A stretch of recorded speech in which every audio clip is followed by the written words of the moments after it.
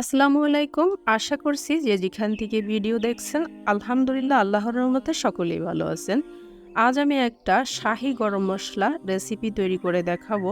এটা যদি আপনার ঘরে থাকে আপনি বিরিয়ানি হইতে শুরু করে যে কোনো ধরনের মাংসের রেসিপি তৈরি করতে পারবেন চোখ বন্ধ করে।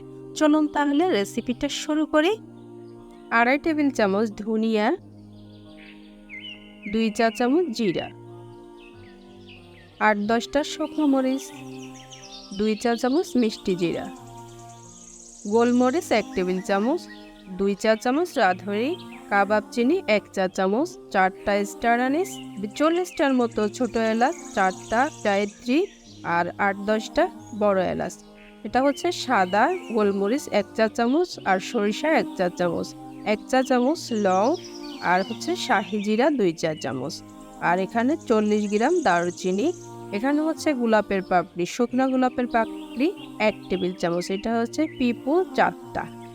এটা কিন্তু দিতে হবে জয়ফল 3টা, খোসাটা ছাড়িয়ে দিতে হবে, 8-10টা তেজপাতা। এখানে হচ্ছে বাদাম, আপনি বিরিয়ানি রান্না করলে বাদামগুলো অবশ্যই বেটে দিবেন এই মশলার সাথে। আর দারুচিনিগুলো ভেঙে দিয়ে দিচ্ছি। এখন আমি এগুলোকে রোদে দিয়ে দিব। রোদে 4 থেকে 5 ঘন্টা থাকলে মশলাগুলো একদমই শুকিয়ে মচমচে হয়ে যাবে। রোদ থেকে নিয়ে আসছি, এখন আমি মশলাগুলোকে ভেঙে নেব মিক্সিতে। ভেঙে নিলাম। এখন দেখুন মশলাগুলো এরকম হয়েছে। সবগুলো মশলা আমি ভেঙে নিচ্ছি। আর মশলা ভেঙে নেওয়ার পরপরই আপনি কোনো রকম জারে ঢুকাবেন না, একটু মেলে রেখে ঠান্ডা করে নেবেন।